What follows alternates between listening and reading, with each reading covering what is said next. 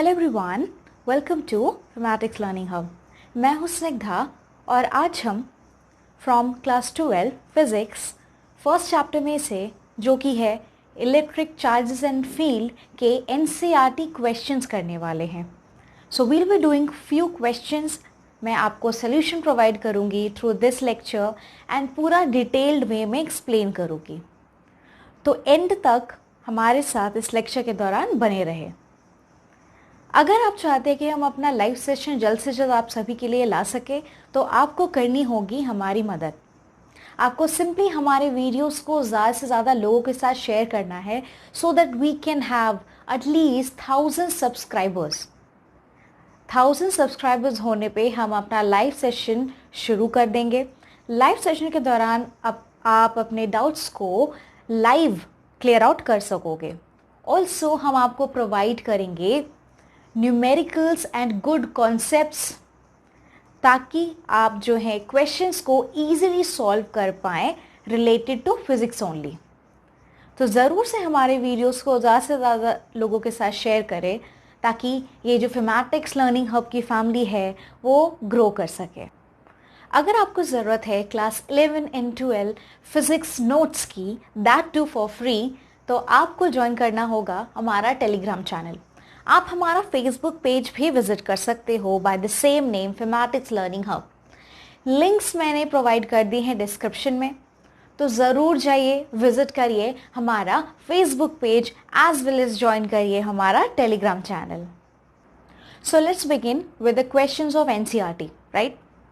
तो पहला क्वेश्चन जो है from the first chapter of class 12 physics only, वो ये है कि व्हाट इज द फोर्स, क्या होगा फोर्स बिटवीन, राइट, दो चार्ज स्फीयर्स लिए गए हैं, स्मॉल चार्ज स्फीयर्स हैं जिनमें चार्जेस कुछ इस तरह से हैं। एक पे चार्ज है 2 × 10⁻⁻7 कूलम, दूसरे पे है 3 × 10⁻⁻7 कूलम, राइट। और इन दोनों के बीच में जो डिस्टेंस है दैट इज 30 सेंटीमीटर।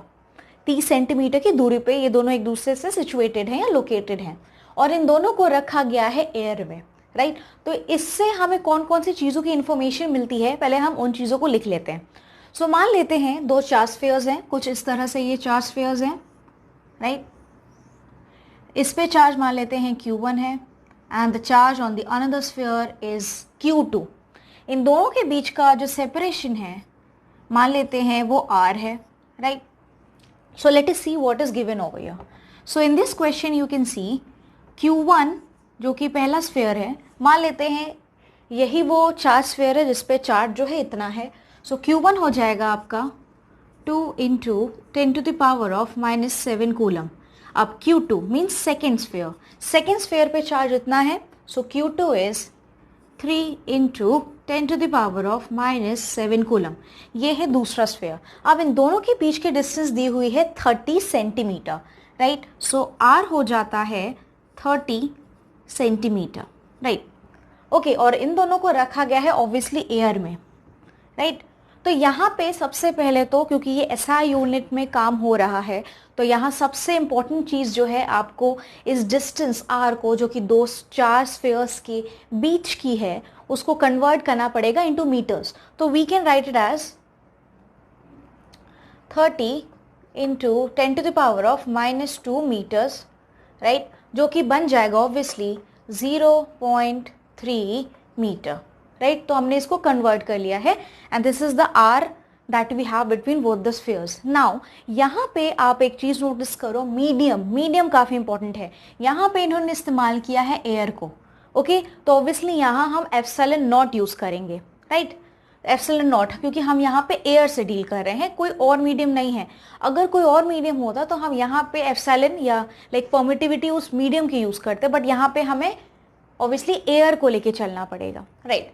तो जैसे कि हमने ऑलरेडी पढ़ लिया था कि जब दो चार्ज पार्टिकल्स होते हैं या दो चार्ज बॉडीज़ हैं, right, which are at rest, तो दोनों के बीच का जब कभी भी हम फोर्स निकालते हैं तो हम इस्तेमाल करते हैं एक फॉर्मूले का, एक लॉ का, that is Coulomb's law, right. So Coulomb's law से ही हम यहाँ पे इन दोनों चार्ज स्फीयर्स के बीच का निकालेंगे फोर्स, ओके। फोर्स का नेचर इजीली समझ सकते हैं क्योंकि ये दोनों चार्जेस जो दिए गए हैं दोनों पॉजिटिव नेचर के हैं, तो दैट इज वाई इन दोनों स्फीयर के बीच जो फोर्स होगा that will be repulsive force. तो चलिए कैलकुलेशन शुरू करते हैं। द फॉर्मूला कूलम्स लॉ हम इस्तेमाल करेंगे, that is F equals to 1/4πε0 Q1 Q2 by R square, right? So this is what I have here. Now what is the value of 1/4πε0? तो 1/4πε0 की जो वैल्यू होती है वो होती है यहाँ पे 9 इंटू 10⁻⁹ न्यूटन मीटर स्क्वायर पर कूलम स्क्वायर, राइट? तो ये 1/4πε0 की वैल्यू है, अब हम यहाँ पे डायरेक्टली पुट कर सकते हैं। ओके, सो चलिए इसको हम अब इस फॉर्मूले से निकालते हैं। ओके, सो फोर्स आपका आ जाएगा, दैट इज इसकी वैल्यू हमने ऑलरेडी नोट कर ली है जो कि ये है, तो हम डायरेक्टली लिख सकते हैं this is your 9 into 10⁻⁹, right? अब यहाँ पे है, आप देखो Q1 इंटू Q2 मीन्स दोनों चार्जेस का प्रोडक्ट लेना है, तो आइए प्रोडक्ट करते हैं दोनों चार्जेस का। Let is see, so this is into 2 into 10⁻⁻7 into 3 into 10⁻⁻7, right? Q1 Q2 अब डिवाइड किससे करेंगे? आर स्क्वायर से। क्या है r square? R square obviously r की वैल्यू है 0.3 मीटर, तो ऑब्वियसली स्क्वायर करेंगे तो 0.3 का स्क्वायर आएगा, so this is 0.3 whole square, right? तो हमने सबको SI यूनिट में कन्वर्ट कर लिया था, तो यहाँ पे आंसर जो आएगा आपका वो न्यूटन में आएगा, क्योंकि यहाँ पे हम SI system of units like SI units से डील कर रहे हैं। सीजीएस में करते हैं तो कुछ और आता, बट यहाँ पे SI यूनिट है। Okay, so this is what I have over here. अब थोड़ा सा कैलकुलेशन चलिए प्रोसीड करते हैं। So I will rub this here.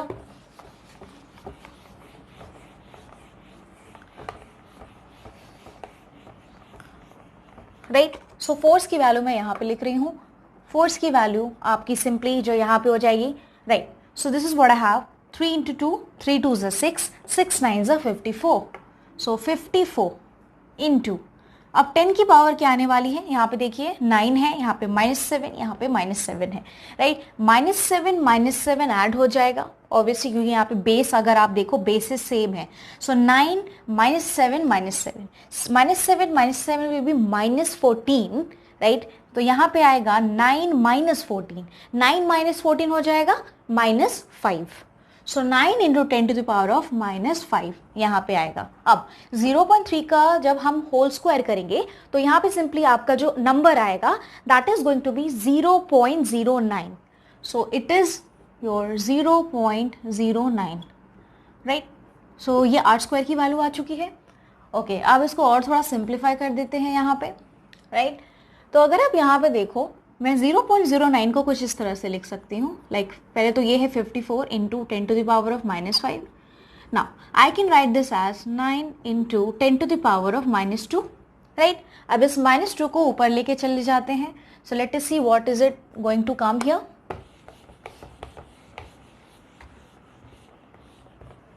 Okay, so यहाँ पे आपका आ जाएगा 54/9 इंटू, अब यहाँ पे 10⁻⁻5 है, और ये पावर जैसे ही ऊपर जाएगी it is going to become positive, -5 + 2, so यहाँ पे हम डायरेक्टली लिख सकते हैं this is going to be -3 obviously, so इसको लिख सकते हैं हम डायरेक्टली -3। अब सिंपली आप कट कर दो, ये जाएगा 6 टाइम्स, राइट? सो आंसर जो हमारा आ जाएगा it is going to be 6 into 10⁻³ newtons, right? तो यही है उस फोर्स की वैल्यू जो कि दोनों चार स्फीयर्स के बीच में लगेगी। और अगर हम बात करें कि नेचर क्या होगा, the nature will be repulsive, right? एक दूसरे को ये जो है ऑब्वियसली पुश करेंगे, एक दूसरे like they will push each other. So this is the force which is repulsive in nature and this is the value 6 into 10⁻³ newtons. तो ये था solution overall for the question number 1. I hope ये जो solution था आपको समझ में आ चुका है। Now let us do question number 2, right, from the same. So question number 2 में क्या दिया है? That is यहाँ पे इलेक्ट्रोस्टैटिक फोर्स की वैल्यू दी गई है। इलेक्ट्रोस्टैटिक फोर्स जो है एक स्मॉल स्फीयर है, ठीक है। यहाँ पे एक्चुअली दो स्मॉल स्फीयर्स लिए गए हैं, तो कि ऑब्वियसली दोनों चार्ज स्फीयर्स हैं, राइट। तो इलेक्ट्रोस्टैटिक फोर्स जो है एक स्मॉल स्फीयर पे जिसकी चार्ज है 0.4 माइक्रोकूलम, फोर्स जो लगता है उस फर्स्ट वाले स्फीयर पे due to the second one. उसी तरह से कुछ केस है कि यहाँ पे जो है दो स्फीयर्स हैं, राइट। मान लीजिए ये वाला है आपका Q1 वाला, ये है आपका Q2, राइट। तो फर्स्ट वाले स्फीयर पे जिसका चार्ज ले लेते हैं हम 0.4 माइक्रोकूलम, तो मान लेते हैं this is the charge in the first sphere, obviously ये पॉजिटिव चार्ज है 0.4 माइक्रोकूलम। इसको हम सिंपली लिख सकते हैं यहाँ पे एज, अगर आप कन्वर्ट करो सो 0.4 इंटू 10⁻⁻6 कूलम, राइट। जब आप माइक्रोकूलम से कूलम की तरफ आ रहे हो तो you need to take this power 10⁻⁻6। ये Q1 है, इस वाले पे है चार्ज, ये पॉजिटिव चार्ज है।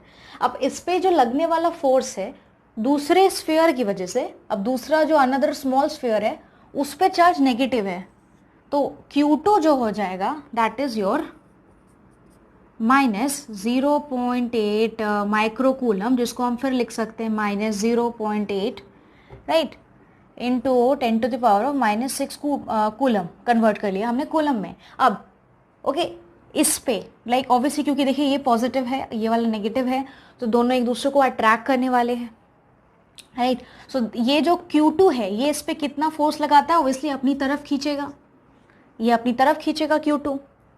और ये जो फोर्स लगाता है, जिस फोर्स से खींचता है पहले वाले स्मॉल चार्ज स्फीयर को, उसकी वैल्यू दी गई है, F की वैल्यू दी गई है एज, यहाँ पे आप देखोगे 0.2 न्यूटन्स, 0.2 न्यूटन्स, ठीक है। तो यहाँ पे देखो हमें पूरा ऐसा यूनिट के साथ ही काम करना पड़ेगा। यूनिट्स को कन्वर्ट करना काफ़ी इंपॉर्टेंट है, अदरवाइज आपका आंसर रॉन्ग आएगा, राइट। आपको एक सेम सिस्टम ऑफ यूनिट लेके चलना पड़ेगा। अगर आप आंसर जनरली जो कि हम न्यूटन्स में ही देखते हैं, तो आपको ऐसा यूनिट में ही हर चीज़ को कन्वर्ट करना पड़ेगा। सो यहाँ पे माइक्रो कूलम में था तो हमने दैट्स वाई कूलम में कन्वर्ट किया।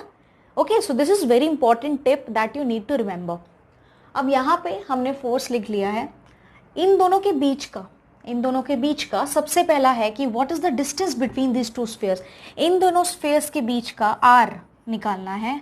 ओके, R जो है ऑब्वियसली इसके सेंटर से इसके सेंटर को ज्वाइन करेगा, so distance between the centres होता है। तो यहाँ पे कहा है कि दोनों चार स्फीयर्स के बीच का डिस्टेंस क्या है, तो मान लेते हैं R है, इसी को हमें निकालना है।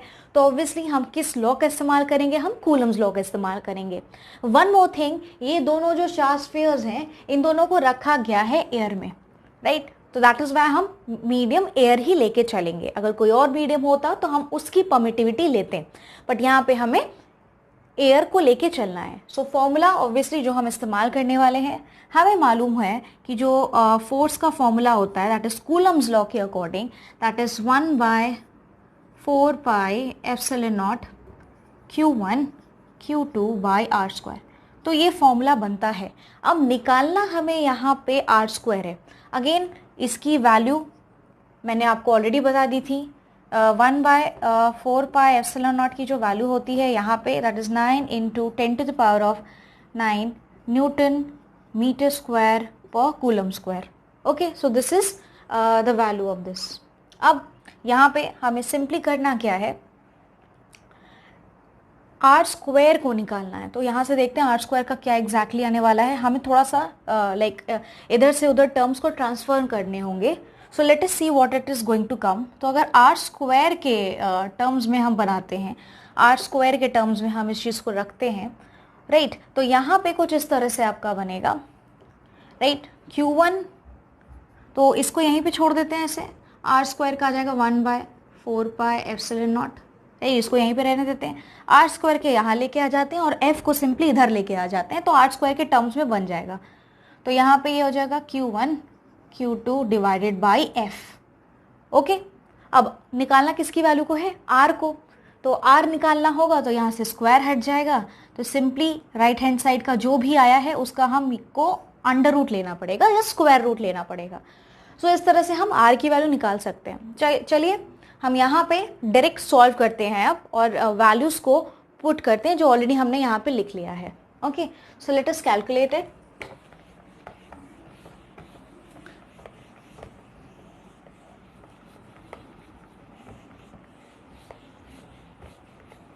Now r की वैल्यू जो ऑब्वियसली आने वाली है that is under root of, यहाँ पे वैल्यू पुट करते हैं 1/4 पे एप्सिलॉन नॉट की वैल्यू यहाँ से लेंगे, that is 9 into 10 to the power of 9, right, into Q1 into Q2, ये है Q1 ये है Q2, हम यहाँ पे डायरेक्टली कूलम की वैल्यूज लिखेंगे, that is 0.4, right, into 10 to the power of -6 under root 0.6 into 10 to the power, sorry this is 0.8, so 0.8 into 10 to the power of -6. अब नीचे क्या आएगा डिनोमिनेटर में, f की वैल्यू दी हुई है 0.2 Newton, so this is divided by 0.2, right, तो ये आ गया. अब चलिए थोड़ा पावर्स वगैरह को सॉल्व करते हैं, यहाँ पे देखते हैं क्या आएगा. सो इसके आगे बढ़ते हैं. Obviously this is going to be in under root now, right. तो यहाँ पे अगर आप देखो जब आप मल्टीप्लाई करोगे 9 को 0.4 के साथ और 0.8 के साथ, राइट, तो यहाँ पे जो आपकी वैल्यू आने वाली है वो आने वाली है 2.88. Okay, so this is 9 into 0.4 into 0.8 multiply करने पे आएगा 2.88, राइट. अब पावर्स का देखते हैं क्या होने वाला है यहाँ पे, into 10 to the power, right. तो यहाँ पे अगर आप देखो -6 है, -6 -12 हो जाएगा, और ये 9 -12 हो जाएगा. 9 -12 means -3, right. So this is what we are going to have here, -3. और नीचे जो ये बचा हुआ है दैट इज, हम यहाँ पे देखिए 0.2 को इस तरह से भी लिख सकते हैं, 2 into 10 to the power of -1, right. This is what I have over here. Okay, so 2 into 10 to the power of -1. अब हम क्या कर सकते हैं, -1 को ऊपर लेके जा सकते हैं, right. So we are going to take this, right. So let me just check it, 6 + 6 12, सो 9. Okay, right.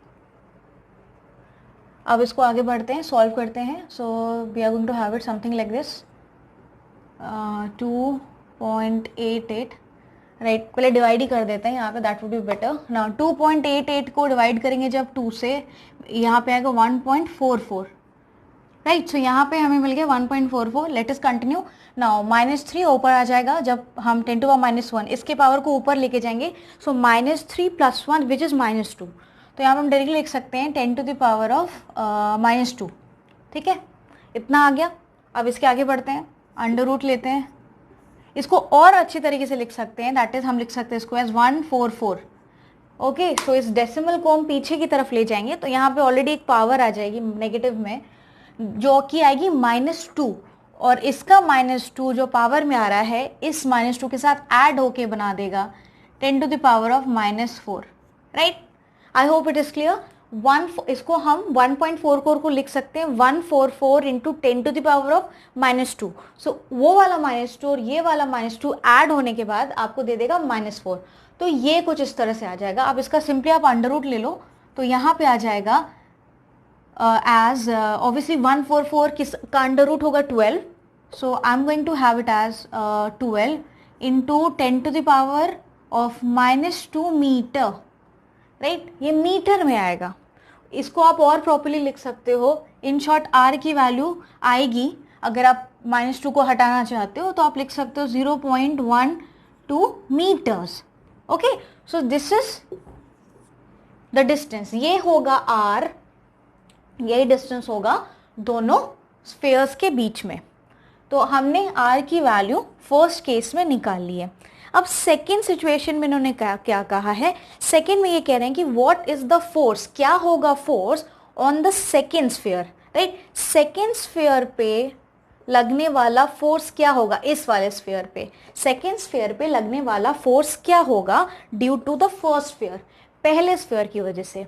तो यहाँ पे तो बड़ा सिंपल सा है कि भाई अगर पहला वाला दूसरे पे जितना फोर्स लगाएगा दूसरा वाला भी पहले वाले पे उतना ही फोर्स लगाएगा. ओके, सो जो कूलम्स लॉ के अकॉर्डिंग अगर हम चले, या इनफैक्ट हम यूज़ करें न्यूटन्स थर्ड लॉ, पहला वाला जितना दूसरे पे फोर्स लगाएगा, दूसरा वाला सेम मैग्नीट्यूड का फोर्स लगाएगा पहले वाले पे। So from Newton's third law हम सिंपली ये कह सकते हैं कि इन दोनों के बीच में रहने वाला फोर्स, चाहे ऑन Q1 हो ड्यू टू Q2 या ऑन Q2 हो due to Q1, so it is going to be the same now. So that is why what are we going to have, यहाँ पे जो फोर्स की value आने वाली है वो 0.2 न्यूटन्स ही रहने वाली है। ओके, तो आंसर यहाँ पे सिंपली जो फोर्स होगा, okay, on the second sphere due to the first sphere, it is going to be 0.2 newtons only.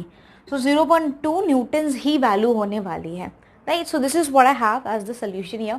I hope ये पूरा जो method है जो मैंने डिटेल में आपको समझाया है आपको क्लियर हो चुका है।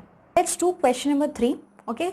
तो क्वेश्चन नंबर 3 में जो है कि चेक करिए इसकी रेशियो क्या होगी। यहाँ पे आप देख रहे हो एक कलेक्शन है काफ़ी सारी चीज़ों का टर्म्स में लिखा गया है। ये पूरा एक एक्सप्रेशन है which is your KE² GME into MP। इसका प्रूफ करना है हमें कि ये डायमेंशनलेस है।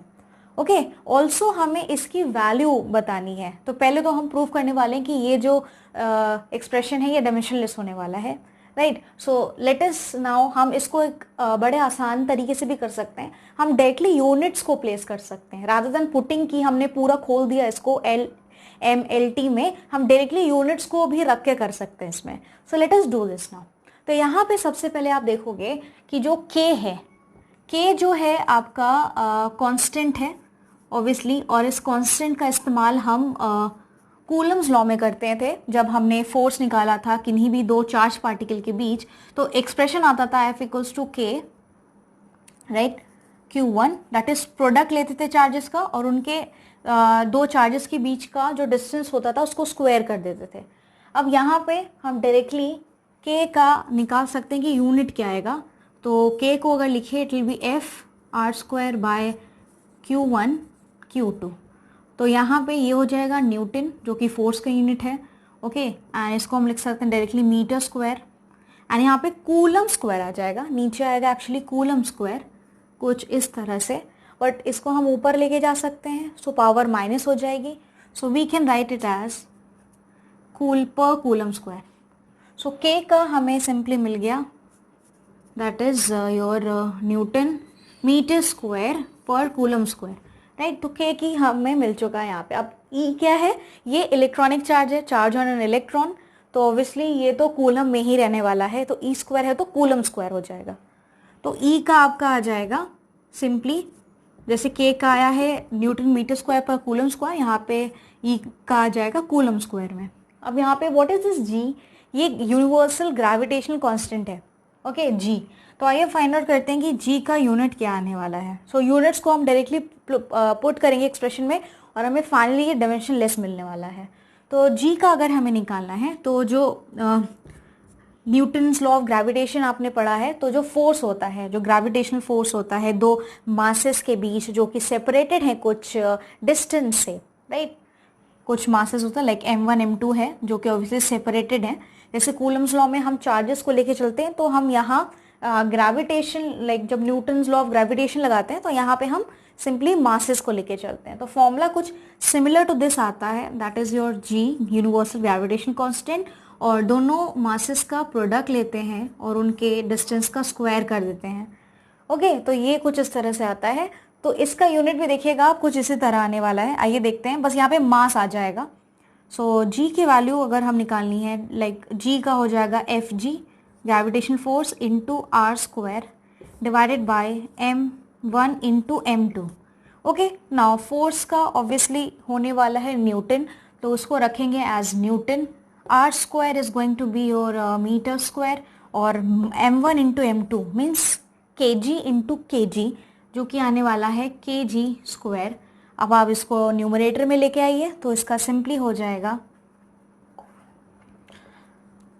पर Kg², Kg की पावर -2 आ जाएगी यहाँ पे। तो G का भी मिल गया हमें न्यूटन मीटर स्क्वायर, और this is Kg to the power of -2, okay. अब यहाँ पे M का मास का तो सिंपली Kg इंटू Kg होता है, तो वो तो हम डायरेक्टली पुट कर सकते हैं, ओके। तो चलिए इस एक्सप्रेशन में पुट करते हैं क्या आने वाला है। तो हमें यहाँ पे सिंपली ये हमने नोट कर लिया है जो हमें यूनिट्स मिली हैं। Now let us put it here, इस एक्सप्रेशन में रखते हैं। तो के का आ जाएगा आपका ये, दैट इज न्यूटन, इसी का हम निकाल रहे हैं, that is newton metre square पर कूलम स्क्वायर, राइट।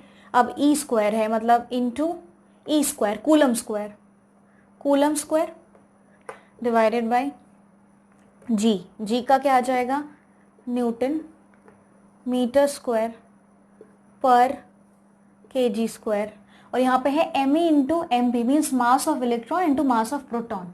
तो यहाँ हम डायरेक्टली के जी इंटू के जी लिख सकते हैं, के जी इंटू के जी विल बी के जी स्क्वायर, राइट। सो के जी स्क्वायर आई हैव। अब आप यहाँ पे सिंपली देखो हर चीज़ कट होने वाली है, राइट। न्यूटन के साथ न्यूटन कैंसिल हो जाएगा, मीटर स्क्वायर के साथ मीटर स्क्वायर कैंसिल होगा।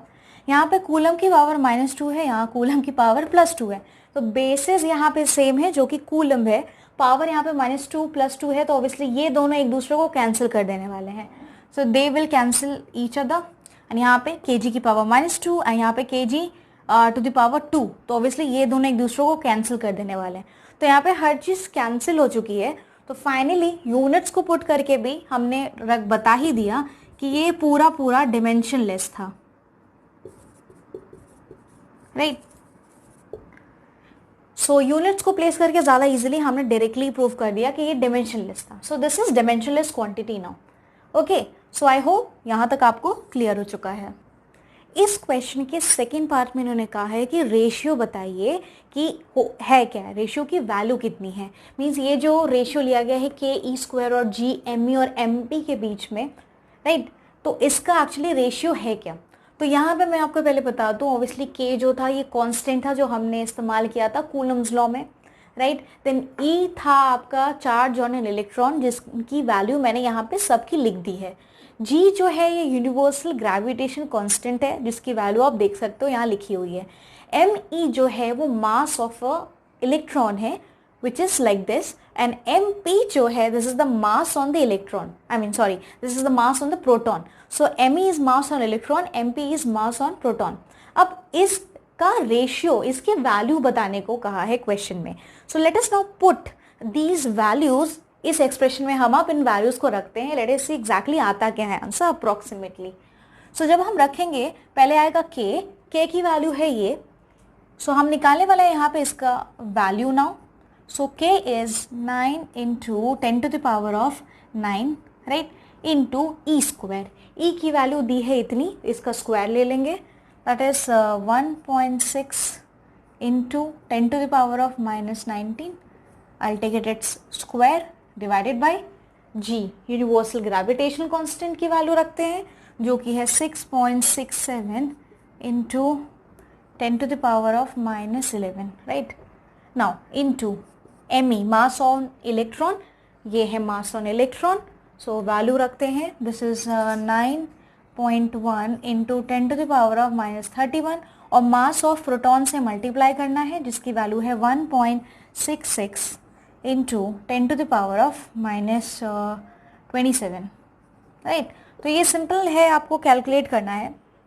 इसको लाइक जब आप कैलकुलेट करोगे you first need to square it up and you need to multiply all these things। जब आपको करोगे so the answer that you will be getting approximately, जो आपका आंसर आने वाला है on doing the whole calculation of this, आपको कुछ इस तरह से वैल्यू मिलेगी। एक अप्रॉक्स वैल्यू आएगी that is 2.3 into 10 to the power of